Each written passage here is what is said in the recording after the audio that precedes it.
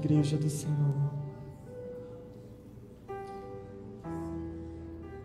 Se derrame diante dele. Se derrame diante dele. Busque mais. Busque mais. Se derrame mais. Permita que ele te encha mais da sua presença. Porque ele tem prazer em fazer isso. Ele tem prazer em se mover no meio da sua igreja. Aleluia, Jesus. Obrigado, Jesus. Obrigado porque eu creio que o Senhor ouviu as orações, ouviu o clamor feito aqui neste lugar. E eu quero pedir a Ti, Senhor, mais uma vez, que o Senhor possa fluir no meio de nós através da Tua palavra nessa noite. Que o Senhor fale e ministre aos nossos corações. Pai, em nome de Jesus, eis-me aqui, eis-nos aqui expostos à palavra do Senhor. Ministra aos nossos corações verdades eternas, que não seja eu, mas seja o Senhor fluindo através de mim, apesar de mim. Vem com a tua graça, com a tua misericórdia sobre a tua igreja nessa noite. Desde já eu quero te dizer, papai, muito obrigado por tudo que o Senhor tem feito aqui neste lugar, em nome de Jesus. Aleluia, aleluia. Antes de você sentar, eu quero convidar você a ler comigo o que está registrado em Mateus 25. Vamos ler do 1 ao 13. É um texto que você conhece. Já fomos expostos a essa palavra, graças a Deus, por muitas vezes. E o Senhor, desde o domingo passado, no momento do louvor, Ele ministrou no meu coração essa palavra. E eu não tive como me esconder. E o Senhor disse: eu quero conversar com a minha igreja sobre esses versículos. E a palavra do Senhor, ela diz em Mateus 25, a partir do capítulo 1, diz: então o reino dos céus será semelhante a 10 virgens que, tomando as suas lâmpadas, saíram a encontrar-se com o noivo. 5 dentre elas eram nécias e 5 prudentes. As nécias, ao tomarem as suas lâmpadas, não levaram azeite consigo. No entanto, as prudentes, além das lâmpadas, levaram azeite nas vasilhas. E tardando o noivo, foram todas tomadas de sono e adormeceram.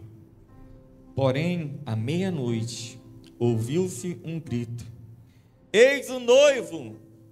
Saí ao seu encontro.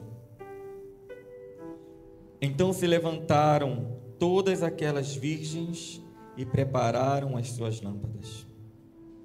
E as nécias disseram às prudentes: dai-nos do vosso azeite, porque as nossas lâmpadas estão se apagando.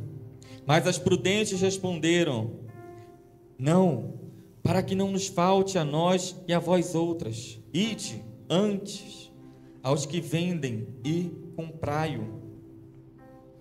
E saindo elas para comprar, chegou o noivo, e as que estavam apercebidas entraram com ele para as bodas, e fechou-se a porta.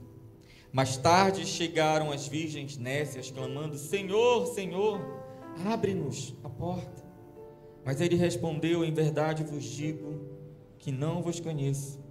Vigiai, porque não sabeis o dia e nem a hora. Amém? Você pode se assentar.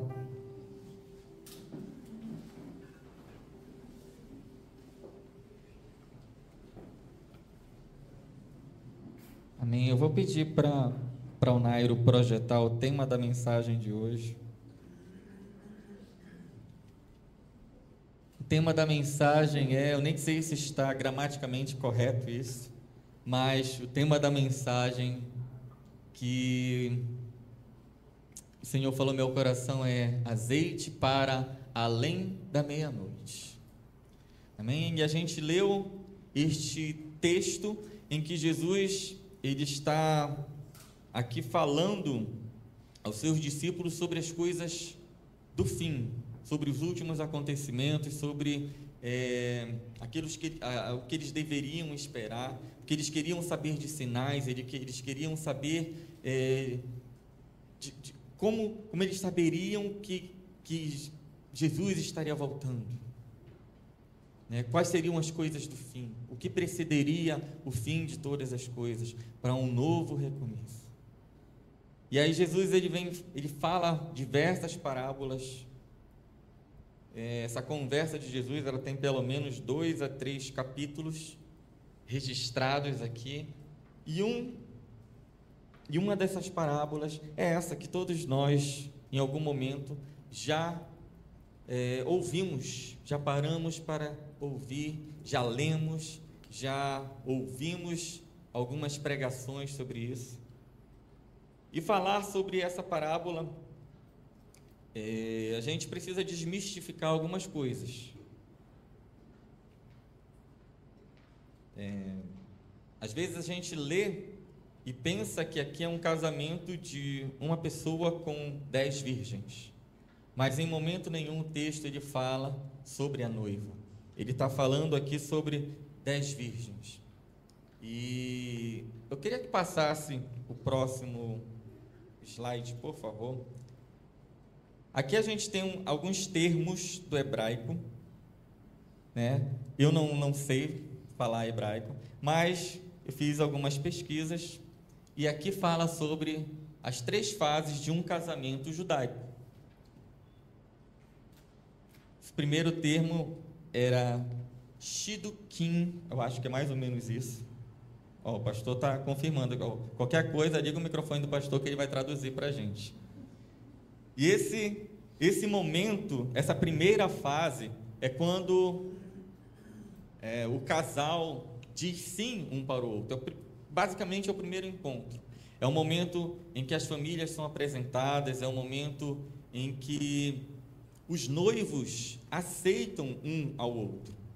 Apesar de ter essa prática de casamento arranjado, digamos assim, mas eles aceitavam, eles tinham essa liberdade de dizer sim para o noivo e para a noiva também, Então, este primeiro momento é um momento em que eles se encontravam, é um momento que eles aceitavam ali o seu noivado e existia um acordo firmado entre as famílias, E eles baseavam, a partir daquele momento, a relação deles, que seria uma relação um pouco que distante, Não é um namoro como nós entendemos e conhecemos aqui no Brasil, por exemplo, mas eles baseavam esse relacionamento já em amor, fidelidade e santidade. E também existia ali o pagamento do dote, Dote era uma oferta, um valor pago à família da noiva, e por algumas pesquisas que eu fiz, esse dote ele era destinado à matriarca da família, para o caso de acontecer algo com o seu esposo, ela estar resguardada ou ter algo para manter ela por um tempo ou por alguma parte da sua vida. E aí a segunda fase fala sobre, pastor me ajude, Erusim. Erushim. Tá vendo? Bonito isso, Então esse aqui é um termo que fala propriamente do noivado entre as partes, entre a família. Então era celebrado ali um contrato, e neste contrato, uma das cláusulas era que o noivo iria para a casa do pai, ia preparar morada, para depois de um certo período, geralmente demorava 1 ano, ele retornar para encontrar com a sua noiva. E essa data não era uma data já, olha, vai voltar no dia 26 de dezembro de 2026. Não existia isso.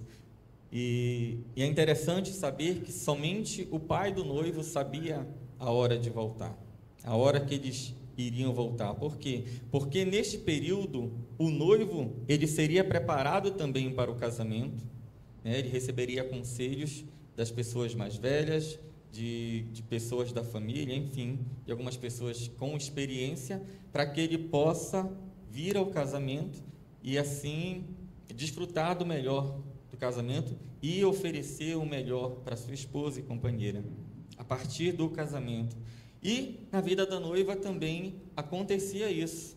Ela era separada de certa forma para receber instruções sobre o casamento, sobre a sua vida, sobre como ela deveria proceder. Aprendia a diversas coisas, cozinhar e fazer bordados, entre outras coisas, para servir ali no casamento. Se preparava também para os seus filhos, entre outras coisas. E o último termo, pastor, Nehuim. Eu pensei que era R, mas são... Enfim, pensei que eram 2 S's, mas é 2 R's. Nehuim. É bonita essa palavra.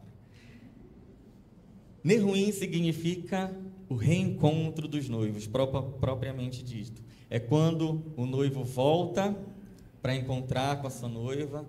E aí o que acontece? Ele vem com alguns amigos, ele já vem fazendo festa, né? O caminho todo.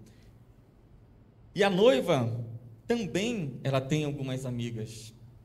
E esse texto, ele fala justamente sobre 10 virgens, ou seja, está falando sobre as amigas da noiva, aquelas que acompanhariam ela no caminho para o seu casamento. Tá? Então, elas não são as 10 que vão, não é um casamento poligâmico aqui.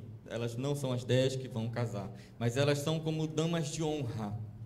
Elas são moças escolhidas pela família para acompanhar a noiva durante o trajeto. E elas levavam consigo uma lâmpada. Deixa eu ver se eu consigo projetar aqui. Eu até separei.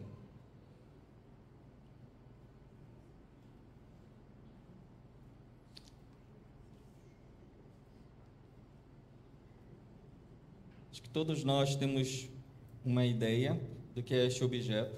E esse objeto também ele é importante. Ele fala muito. É um objeto de barro. Talvez na época de Jesus não tivesse essa tampinha, mas enfim. Só para nós termos uma ideia, é um objeto de barro. E hoje, esses objetos eles são vendidos na internet e em alguns outros lugares. E esse objeto ele vem com instruções de uso. A primeira instrução de uso que ele tem é que ele precisa ser limpo, ele precisa ser lavado com água. Guarde todas essas informações, porque essas informações elas falam muito a respeito das nossas vidas. E dentro deste objeto era colocado um azeite puríssimo, não pode ser qualquer azeite. É o azeite que hoje a gente até conhece como extra virgem, mas aquele bem caro que a gente não consegue nem comprar hoje em dia, né, os mais baratinhos. Imagina para encher uma lamparina dessa. E ali existia um pavio e na ponta eles acendiam para poder iluminar. E como eu falei, esse objeto ele vem com algumas instruções de uso hoje. E uma das instruções é que o azeite ele precisa ser recarregado dependendo do tamanho da lamparina, de 3 a 4 horas, para que ele possa continuar queimando e continuar aceso e continuar dando essa chama que está bem apagada, mas ela está aqui.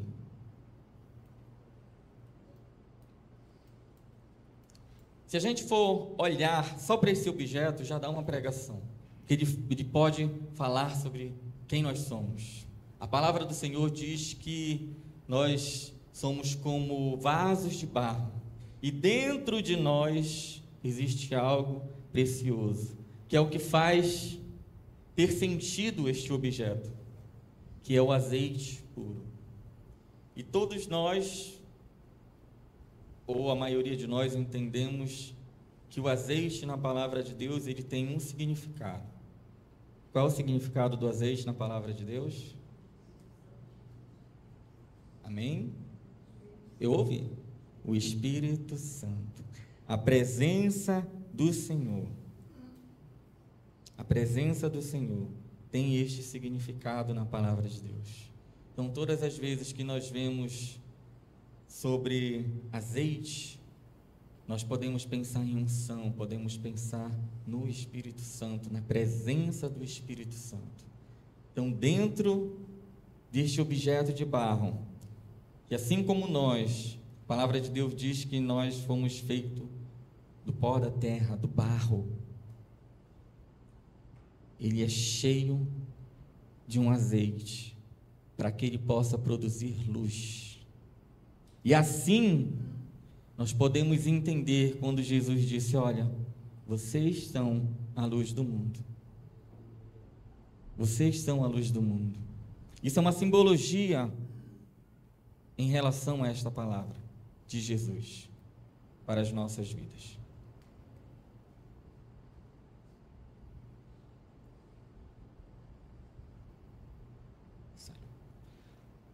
Pode projetar para mim o tema, por favor.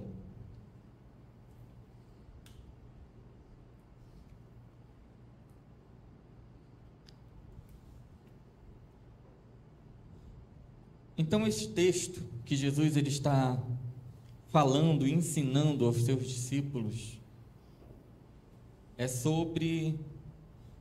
Ele começa falando que o reino dos céus será semelhante a 10 virgens. Ele fala semelhante porque no céu, aqui na terra não tem um que se compare. Então, o que seja igual, ele não pode. O reino dos céus é isso. Mas ele diz semelhante porque é algo que ele quer exemplificar como é o reino dos céus. Então, essas 10 virgens que foram escolhidas, elas foram escolhidas com um propósito. Diga comigo, propósito. Propósito. E qual era o propósito delas? Era seguir, iluminando o caminho, junto com a noiva, quando ela fosse passar. Hoje de manhã nós tivemos um encontro da liderança, e uma das palavras que o pastor falou foi que, eu vou parafrasear porque eu não anotei exatamente, mas nós vivemos sempre por algo maior. Nós estamos em uma missão para algo maior. Nós estamos aqui na Igreja Batista Shalom, estamos inseridos aqui neste lugar, mas não é pela Igreja Batista Shalom, é por algo maior. E o que é maior? É a igreja viva do Senhor sobre a terra. É a igreja viva do Senhor sobre a terra. Nós fazemos parte de uma igreja invisível sobre a terra. A igreja que só o Senhor sabe, só Ele conhece. Só Ele pode enumerar, só Ele pode dizer quem é a igreja e quem não é a igreja. Só Ele pode dizer quem é joio e quem é trigo.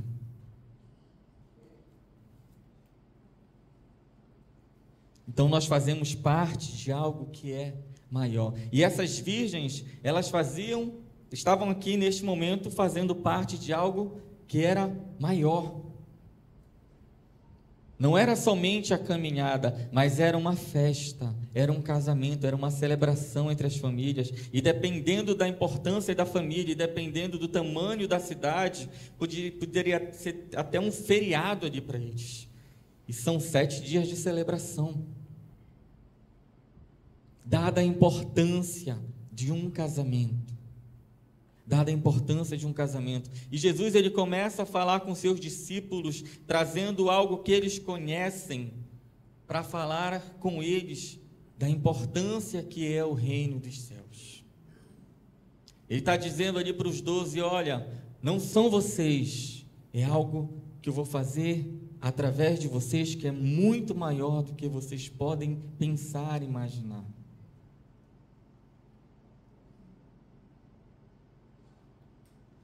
Mais do que pedimos ou pensamos, é o que o Senhor tem preparado para nós. O Senhor, Ele é mais que abundante, Ele é sempre mais, Ele sempre mais. E aí o texto, ele fala sobre essas 5 virgens, essas 5 pessoas que foram escolhidas ali pela família da noiva e pela própria noiva. Elas não levaram azeite consigo, somente o que estava dentro da lâmpada. Somente o que estava dentro da lâmpada. E aí o texto diz que as prudentes levaram vasilhas com azeite. E aí acontece algo aqui nesse texto, que fala que tardando o noivo, foram todas tomadas de sono e adormeceram. Mas à meia-noite ouviu-se um grito, eis o noivo saía ao seu encontro. Então elas dormiram antes da meia-noite. E essas mulheres, elas adormeceram porque cansaram, porque houve um imprevisto, porque aconteceu algo inesperado. Elas estavam ali somente com a quantia certa para seguir o trajeto que elas planejaram fazer. Só que houve um contratempo no meio do caminho. E este contratempo foi o atraso do noivo. Foi a demora a ele chegar. E é aqui que o Senhor, Ele me traz nessa noite. Eu não podia deixar de falar sobre este casamento, sobre a importância do casamento para o povo judaico, do porquê que Jesus trouxe essa palavra. Mas é neste momento que o Senhor, Ele fala comigo. Ele fala comigo. Existem momentos nas nossas vidas que nós vamos ter contratempos, que as coisas não vão sair em conformidade àquilo que nós pensamos. Muitas vezes nós nos planejamos, mas do Senhor vem a resposta. O tempo é dele.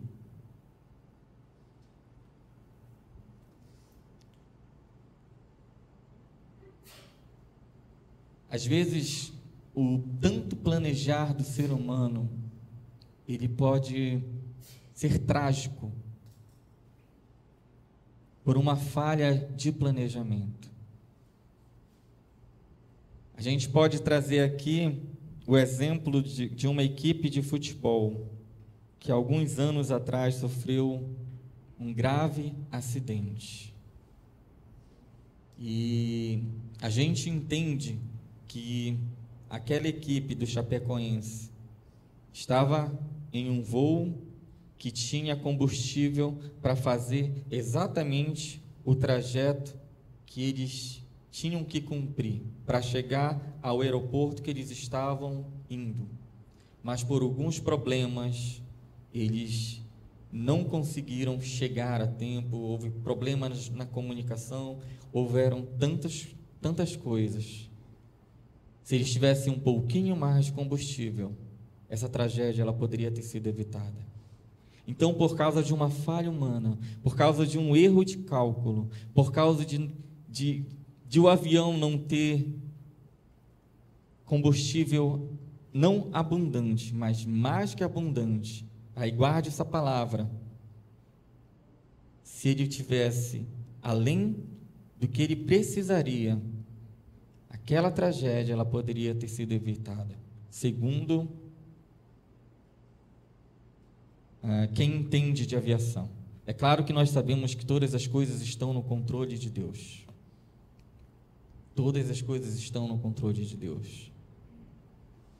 Mas se nós formos parar para analisar friamente, se eles tivessem um pouco mais de combustível, aquela tragédia poderia ter sido evitada. Se você vai fazer uma viagem de carro em que você vai embora aí na BR-316, você coloca, deixa eu fazer uns cálculos aqui. Porque se a gente for falar de gasolina, hoje está quase R$7, né? Você coloca R$50 de gasolina e sobe a BR, vai embora, achando que você vai chegar lá em Fortaleza. Quando você chegar ali em Santa Maria, o que vai acontecer? Você vai ficar no prego por falta de gasolina, porque a viagem ela não foi planejada. Mas digamos que você colocou gasolina suficiente para você chegar até a cidade de Castanhal. E aí no meio do caminho, por algum motivo, você pegou um engarrafamento daqueles. Contratempo. Algo inesperado. E você pegou um engarrafamento que você ficou dentro do carro com o ar-condicionado ligado, porque ou estava chovendo ou estava muito quente, e você queria o conforto de ter o ar-condicionado ligado e mais combustível, né? E você primeira e segunda, gastando mais combustível. Antes de chegar à cidade de Castanhal, o que acontece? Se você tinha combustível para chegar até ali, você não vai chegar lá, por causa de um contratempo. Então, o que o Senhor me disse a respeito dessa palavra é que nós, a igreja do Senhor, precisamos ser mais que abundantes no Senhor. Nós precisamos buscar ser cheios do Senhor todos os dias. E o título da mensagem diz: Azeite para além da meia-noite. Esse título é justamente porque essas 10 virgens, elas não tinham azeite suficiente para ultrapassar a noite, para ultrapassar a meia-noite. E se nós formos olhar para o que pode significar a noite na palavra de Deus, falando até um versículo, diz: olha, o choro ele dura uma noite inteira, mas a alegria ela vem pela manhã. Esse noite inteira não significa o tempo literal nosso, que é mais ou menos das 7 horas da noite até as 6 da manhã. É um período que nós podemos considerar que o sol não está presente, mas é um período que você está passando por alguma dificuldade. O choro ele dura durante a dificuldade, mas vai chegar um momento em que você vai ver o sol outra vez e vai se alegrar. O sol significa a mão de Deus agindo em seu favor e em meu favor. Então elas não tinham azeite suficiente para enfrentar um período, uma circunstância, uma dificuldade.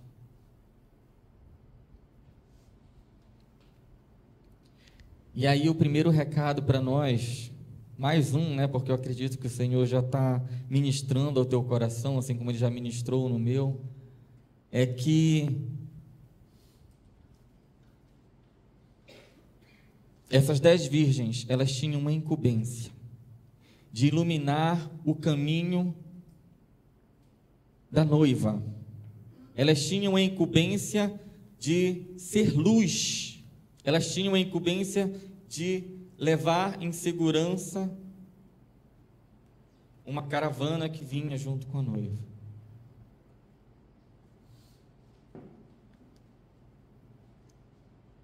E elas não cumpriram, 5 delas não cumpriram este papel. Não cumpriram o propósito para o qual elas foram chamadas. Lembra que nós falamos sobre propósito há pouco? Elas não cumpriram o propósito para o qual elas foram chamadas, que era justamente iluminar o caminho para que a noiva pudesse passar, para que a festa pudesse acontecer, para que o encontro dos noivos pudesse acontecer, para a alegria deles ser consumada, algo maior do que elas.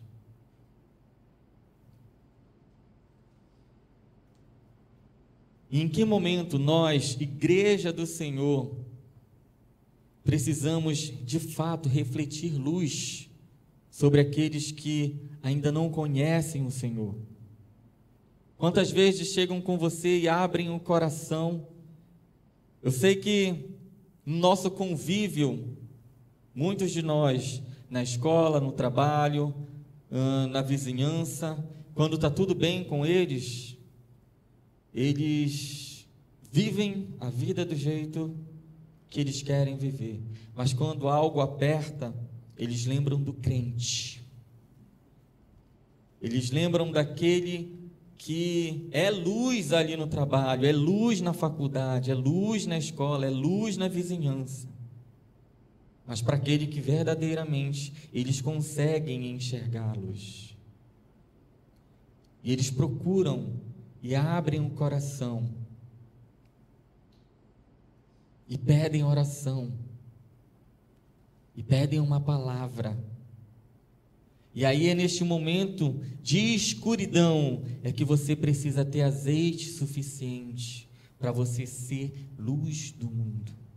É neste momento que você precisa ter as suas lâmpadas acesas continuamente, para que você e eu possamos ser luz do mundo, luz para aqueles que vivem nas trevas. É o momento que nós podemos abrir os nossos lábios e falar de Jesus, falar do amor de Cristo. É o momento que eles sedentos correm para a luz que eles enxergam, e eles olham cada um de nós. E aí é o momento que nós somos provados por eles também, porque é o momento que eles chegam querendo solução, querendo respostas, querendo oração, e nós precisamos ter o que oferecer. Só que se eu não tiver azeite suficiente, eu não vou cumprir o meu propósito. E o meu propósito é levar luz na escuridão. Levar luz na escuridão, porque Cristo disse que nós somos luz do mundo.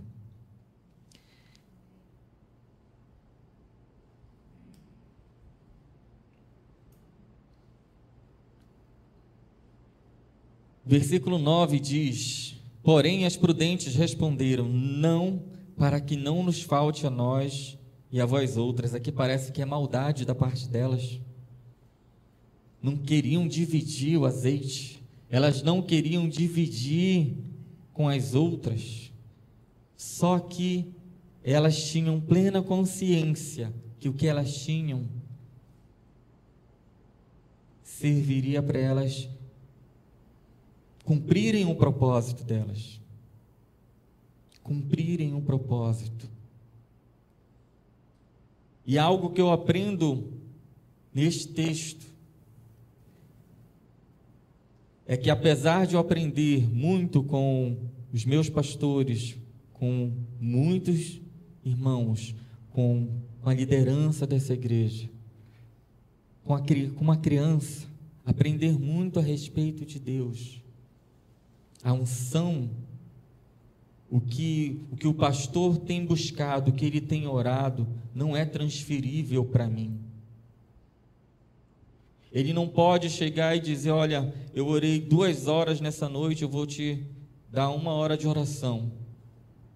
Olha, eu meditei na palavra do Senhor durante 3 horas e 15 minutos eu vou entregar para ti, 15 minutos para Hannah, 15 minutos para o Lindomar, e aí vai ficar tudo bem para vocês, porque eu estou dando o azeite para vocês. Eu aprendo com essa palavra que não é algo que pode ser transferido, não é algo que pode ser transferido, mas o próprio versículo ele responde, ele diz: ide antes aos que vendem e comprai-o. Comprai-o. Sabe o que isso significa? Pague o preço. Pague o preço.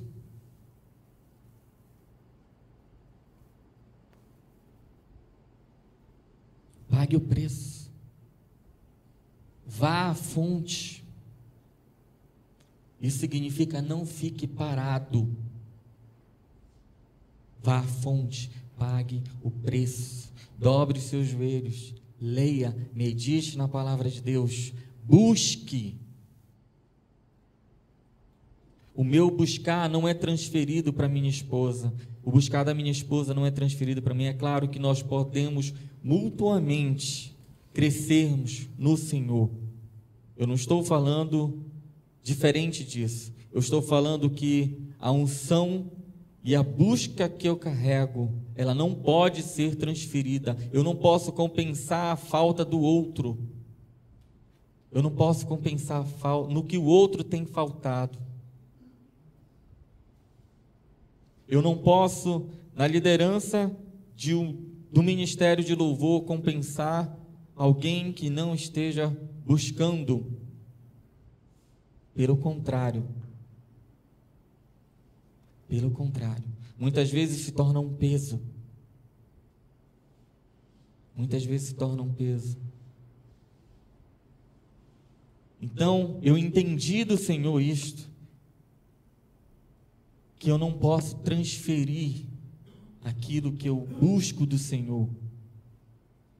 Eu posso orar para alguém, eu posso incentivar você, eu posso dizer: irmão, busque mais a presença do Senhor. Eu posso dizer para você: ore mais. Eu posso dizer para você: leia, medite na palavra, tire um tempo de oração, tire um tempo diante do Senhor. Não deixe seu dia passar sem que você se derrame aos pés do Senhor. Mas eu não posso fazer isso por você. O nosso pastor ora por nós todas as noites e em várias partes do seu dia. Mas ele não pode dobrar os joelhos por mim. Ele não pode buscar o Senhor por mim, fazendo por mim. Ele pode interceder por mim, para que o Senhor tenha misericórdia da minha vida e me faça abrir os olhos ao ponto de eu também buscar o Senhor, ao ponto de eu entender que eu preciso me derramar diante do Senhor. Então, quando elas respondem: olha, eu não posso dividir com você, mas vá atrás de quem tem, pague o preço, porque elas também pagaram um preço para terem azeite suficiente para além da meia-noite, além do momento de escuridão, além do momento de dificuldade. Elas pagaram um preço. Aí o que acontece, que o Senhor também fala comigo, que às vezes nós vamos passar, muitas vezes nós vamos passar por momentos em que nós vamos ficar tristes, que nós vamos nos sentir desestimulados, em que nós vamos querer desistir. E aí, dependendo do tanto de azeite que tem na minha vida, do tanto que eu me entreguei ao Espírito Santo, do quanto que ele ainda pode queimar em mim, eu posso cair no esfriamento espiritual, eu posso correr o sério risco de desistir da caminhada. Então, estar cheio de azeite também fala a respeito da minha vida. Fala a respeito da minha vida. Porque quando eu tenho buscado mais o Senhor, mais eu quero buscá-lo. Quanto mais eu conheço do Senhor, mais eu quero conhecê-lo. Quanto mais eu entendo sobre o amor do Senhor que Ele derramou sobre a minha vida, mais eu quero amá-lo. Se eu vivo a minha vida de qualquer forma, se eu vivo a minha vida negligenciando o Senhor, na hora da dificuldade, na primeira tribulação que me aparecer, é capaz de eu dormir, ser acordado e descobrir que eu não vou mais saber o caminho. Porque como diz o Salmo 105, ele fala que lâmpada para os meus pés é a tua palavra e luz para o meu caminho. Esse objeto, ele era muito importante, porque antigamente não existia energia elétrica. Hoje a gente tem os nossos postes, tem muitos apagados, mas nós temos ruas iluminadas. Nós podemos andar pelo caminho. Daqui a pouco, quando você cruzar essa porta, você vai chegar aí na frente, você vai poder olhar para um lado, para o outro e perceber o caminho. Aí você imagina quando você está chegando na sua casa, está na rua de noite, e aí você é surpreendido pela falta de energia. O que acontece conosco? Nós ficamos inseguros de onde estamos pisando. Nós vamos caminhar. Hoje em dia a gente já liga o celular e põe a lanterninha. E a gente faz isso com certo receio de não ser surpreendido, né, e acabar perdendo a nossa lanterninha. Mas a gente faz isso porque a gente quer andar em caminho seguro, para nós não cairmos em nenhum buraco, para nós não tropeçarmos, para nós, enfim, não nos machucarmos. E este objeto, ele era de suma importância para as pessoas se moverem ali pelas ruas de Jerusalém ou de outras cidades que não era só usado pelo povo judeu. Eles caminhavam com essa lamparina para ela iluminar o caminho deles, para que eles pudessem caminhar em segurança. Lâmpada para os meus pés é a tua palavra e luz para o meu caminho. É neste sentido, a palavra do Senhor, ela traz segurança para nós caminharmos. Ela traz segurança para nós seguirmos. É esta lâmpada que o salmista se refere. E ele se refere falando que aquela lâmpada ela era importante, mas o Senhor, ele é mais que abundante. Ele é mais importante, porque não fala somente de um caminho, de uma estrada, de uma rua, de uma viela, mas fala sobre a nossa vida, sobre a nossa caminhada com Ele.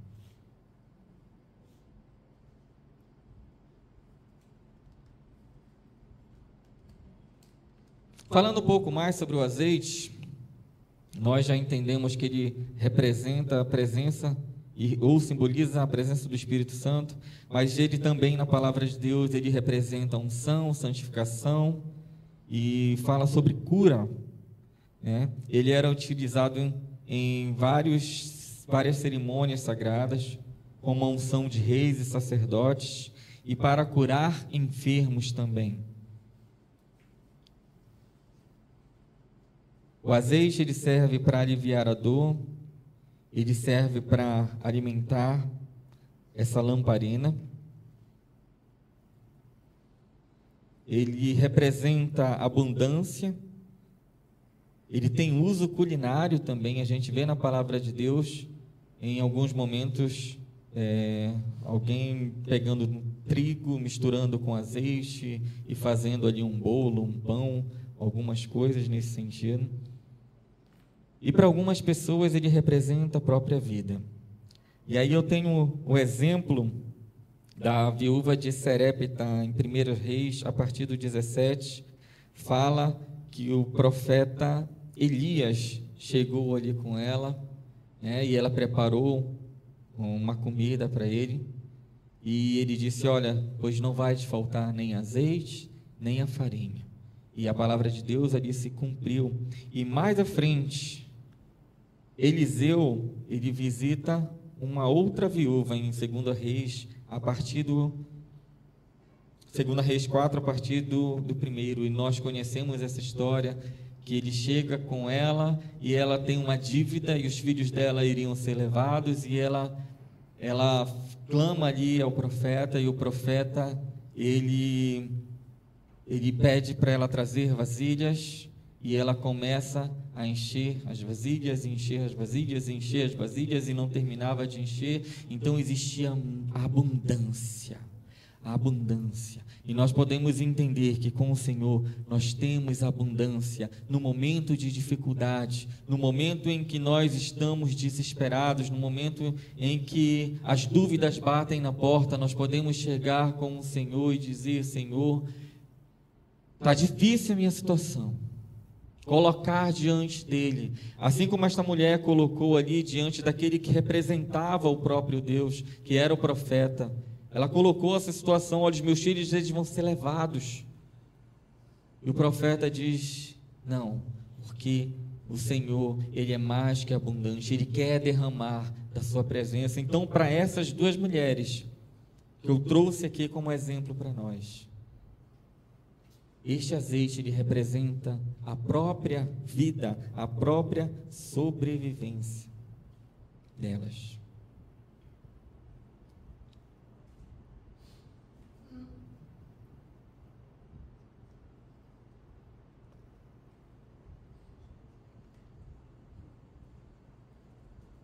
E eu quero ler mais um texto com você, que também fala de um momento de dificuldade, um momento em que os discípulos de Jesus estavam numa situação de prisão, em Atos 16, a partir do 25 ao 34.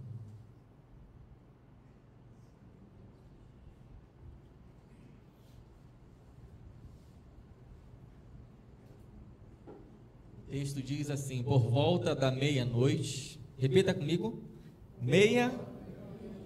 meia-noite, mais uma vez aqui, por volta da meia-noite, Paulo e Silas estavam orando e cantando hinos a Deus, e os outros presos os ouviam. De repente houve um terremoto tão violento que os alicerces da prisão foram abalados. Imediatamente todas as portas se abriram e as correntes de todas se soltaram. O carcereiro acordou e, vendo abertas as portas da prisão, desembainhou a espada para se matar, porque pensava que os presos tivessem fugido. Paulo, porém, gritou: não faça isso, estamos todos aqui. O carcereiro pediu luz, entrou correndo e trêmulo, prostrou-se diante de Paulo e Silas. Então levou-os para fora e perguntou: senhores, que devo fazer para ser salvo? Eles responderam: creia no Senhor Jesus e serão salvos você e a sua casa. Em seguida, pregaram a palavra de Deus a ele e a todos da sua casa. Naquela mesma hora da noite, o carcereiro lavou as feridas deles. Em seguida, ele e todos os seus foram batizados. Então levou-os para sua casa, serviu-lhes uma refeição e com toda a sua família alegrou-se muito por haver crido em Deus. E aqui nós vemos mais uma situação de adversidade e de meia-noite. No texto que nós lemos em Mateus 25, fala que elas estavam dormindo à meia-noite, sem azeite, 5 delas sem azeite. E aqui neste texto que nós estamos lendo em Atos, sobre Paulo e Silas presos, eles estavam à meia-noite entoando louvores ao Senhor, cheios da unção, cheios da presença de Deus, porque eles tinham azeite mais do que abundante. O azeite superou a meia-noite, o azeite superou as cadeias, o azeite ele superou as adversidades. Ele não acabou porque eles estavam naquela situação vexatória, presos, batidos. mas eles tinham azeite mais que abundante. E o interessante é que nós vemos ali o carcereiro entrando, a primeira coisa que ele pede, pode botar, eu acredito que seja o Atos 16, 32.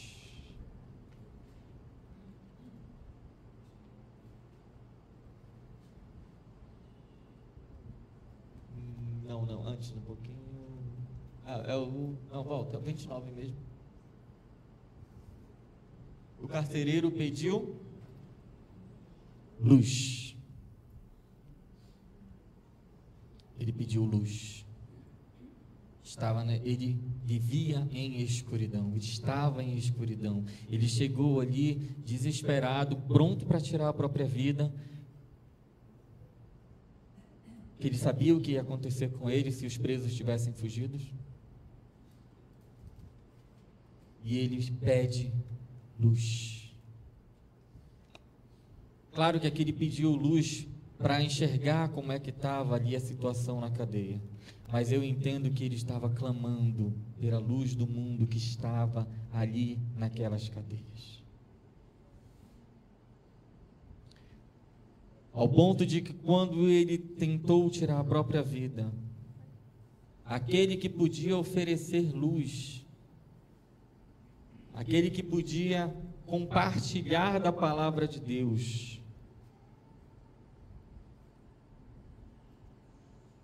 ele disse: não faça isso, estamos todos aqui. E é interessante ver que depois disso, depois que ele ouviu crer no Senhor Jesus, será salvo tu e a tua casa, eles começam a falar as boas novas do Evangelho para ele. 32, e lhes pregaram a palavra de Deus e a todos de sua casa, porque eles tinham azeite em si, mais que abundante, mais que abundante. E o recado para nós nessa noite é este: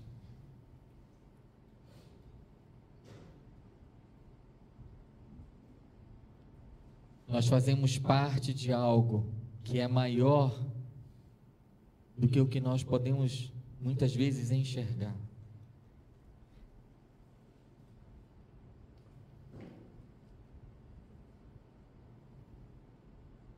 Que é a igreja viva do Senhor na terra. Nós fazemos parte de algo que é maior. E nós precisamos ser luz para aqueles que precisam encontrar o caminho.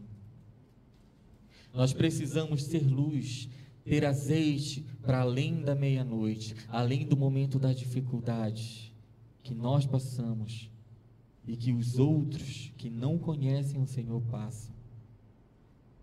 Eu preciso ter o que oferecer. Eu preciso pagar o preço. Eu preciso pagar o preço.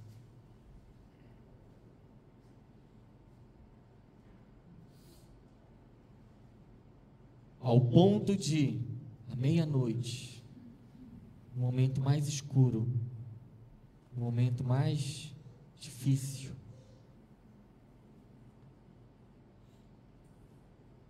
em que tudo estava apagado ali naquela prisão,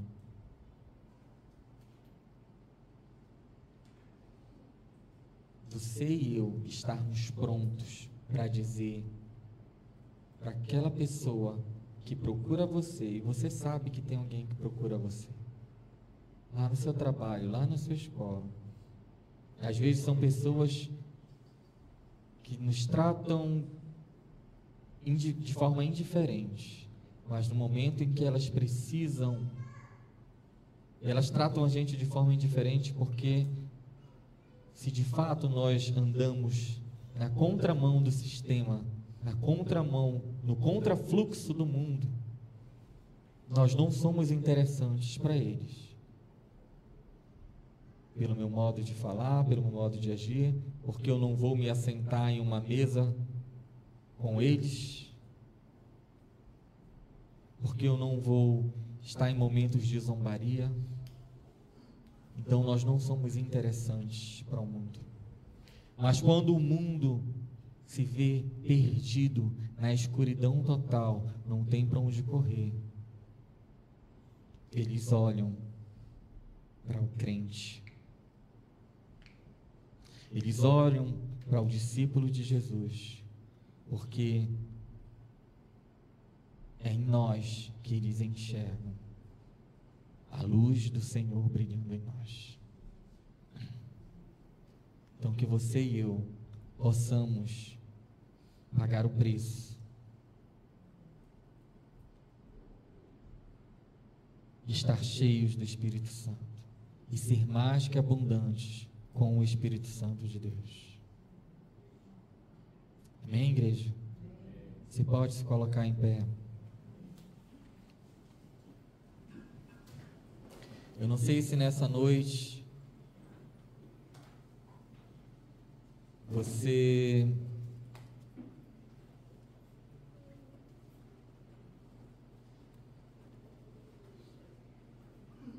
permitiu que o Senhor batesse sua porta e dizer: olha, eu estou à porta e bato, abra e eu entrarei e quero cear contigo. Eu quero, assim como o desfecho bom dessa história, que as 5 elas foram participar da festa do casamento.